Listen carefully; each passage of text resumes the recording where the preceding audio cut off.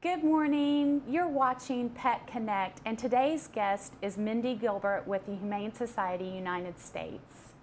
Thank you so much for coming today. We appreciate it. Well, good morning, and thanks for having me. Absolutely. So do you mind telling all of us basically exactly what the Humane Society United States is? Because I've sometimes associated it with other local humane societies, and that's not the case. No, that's not the case, and that's a really good question. Okay. The Humane Society of the United States was formed in the 1950s Okay.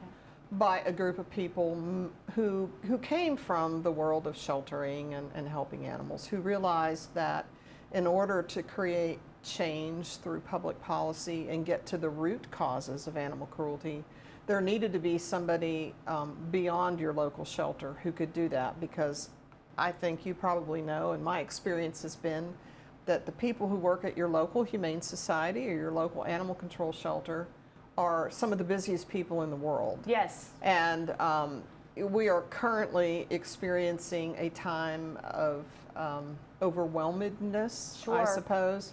And so for people like that to be focusing on creating change through a foundation of laws, etc., it's really difficult for them to do that. So Right. our mission is to all animals, not just cats and dogs. Right. And our mission is to identify, what animals are suffering the most at the hands of people, and how can that be changed?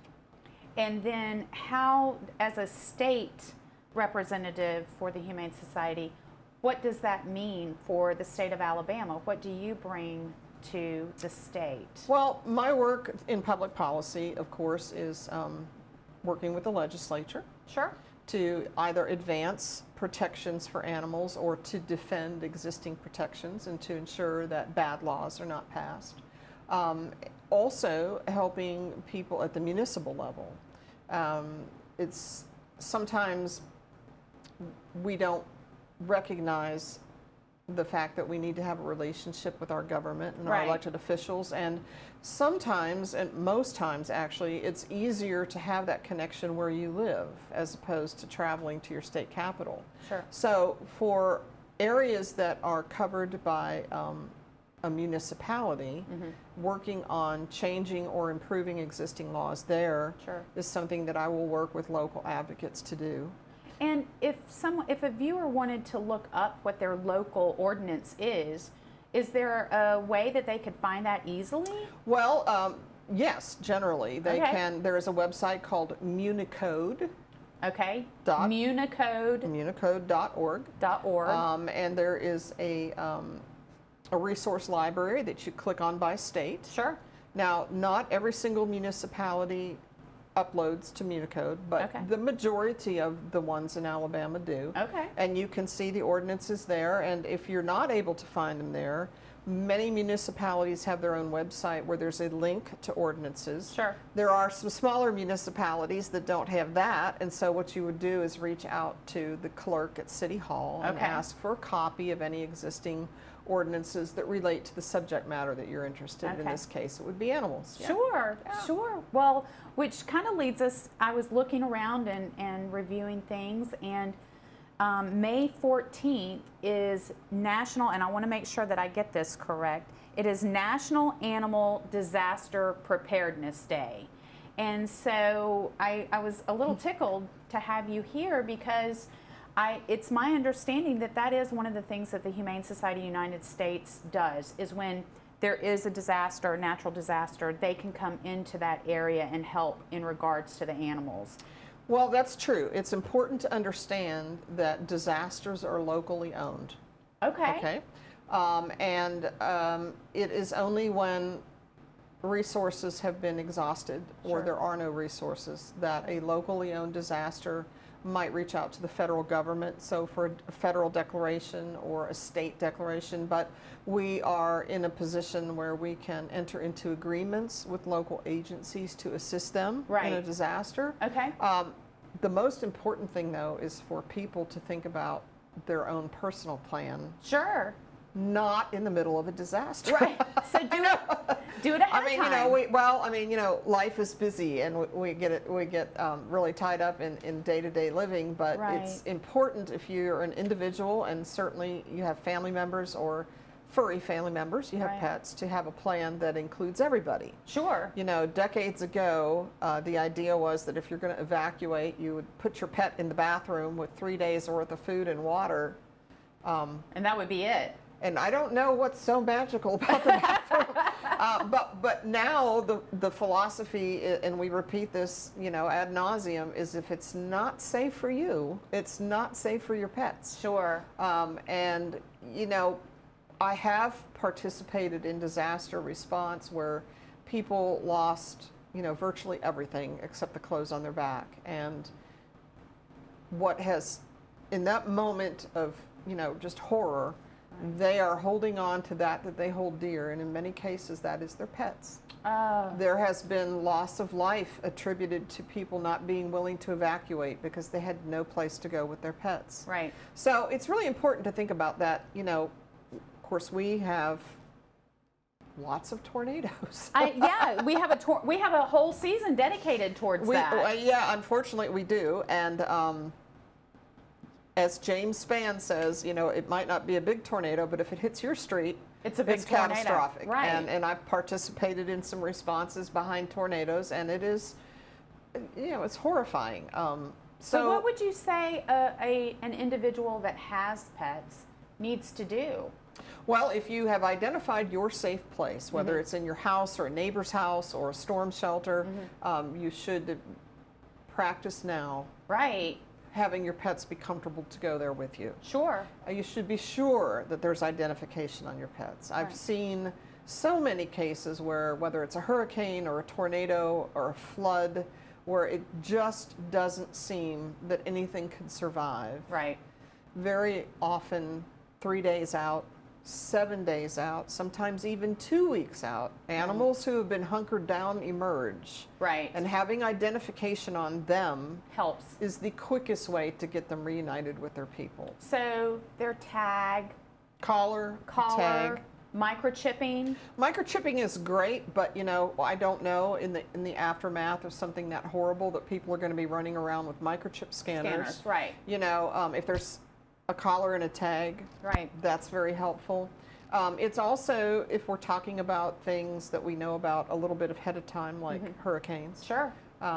We can all be paralyzed 3 days in advance by watching, you know, the big. But it's really important that you have a plan that you can transport your pets, and so that might mean having a crate, having collars and leashes, having identification. And for people and animals, it's really important to have a little bit of a go kit. Right, like your medicine. Food, copies of waters. your credit cards, your driver's license, important documents that you Sure. need copies of, because, you know, I've been very fortunate that my exposure to what happens in bad disasters has not happened to me. Right. But people's lives are changed forever in a moment. Right. And if their lives are anything- changed, then obviously their pet's Right. life is and changed so too. anything that can be planned for ahead of time Right.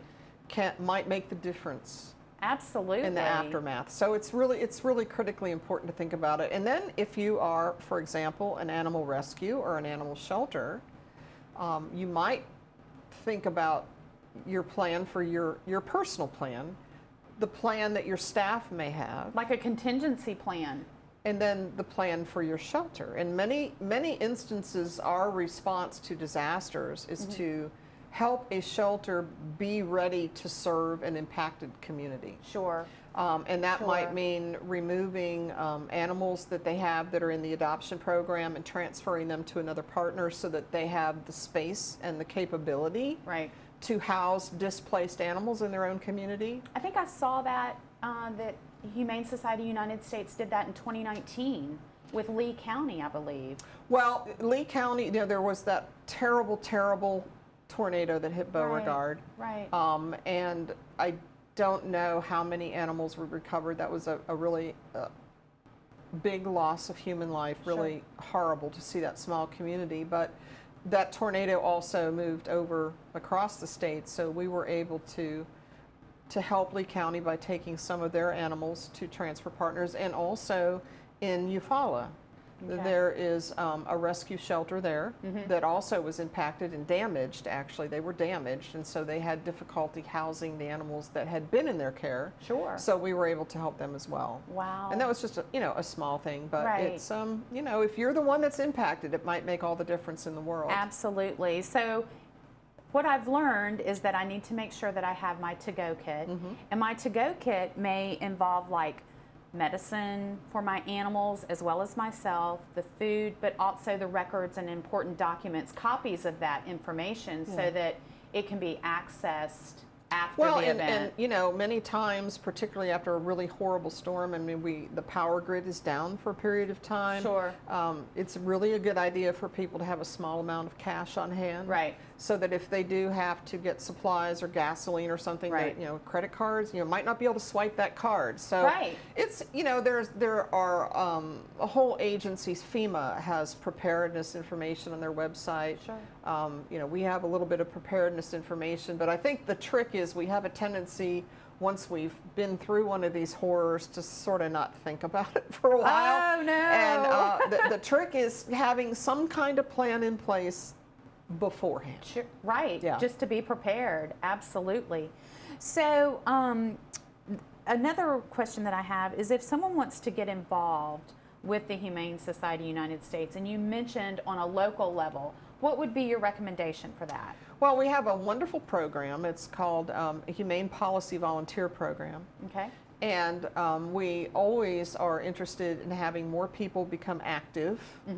In their community. Well, it's in their community, but the Humane Policy Volunteer Program also works on state issues and federal issues, in which, we're always looking for more voices in districts to reach out. The program is administered by a really dynamic team. You don't have to be an expert on how to do all this stuff to participate, because there's a little bit of training involved. There How long is the training? are clear directions. It's at your own pace. Okay.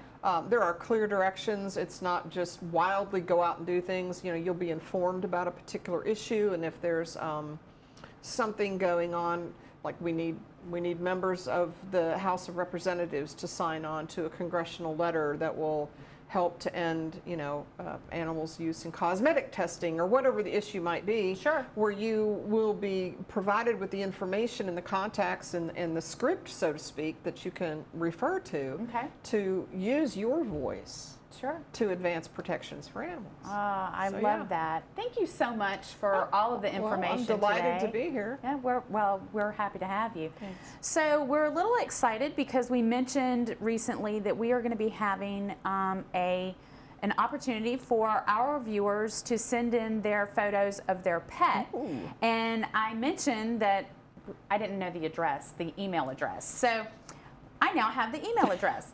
It is daybreaktv47@gmail.com. And if you would like to email us a photograph of your pet, please include your pet's name, maybe a little fun snippet about your pet, because we'd like to be able to share that with all of you.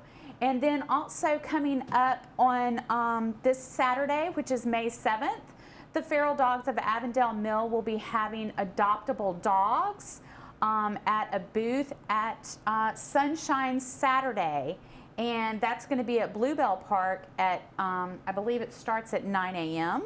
So please come on out, and we hope you have a great day, and we'll see you next time.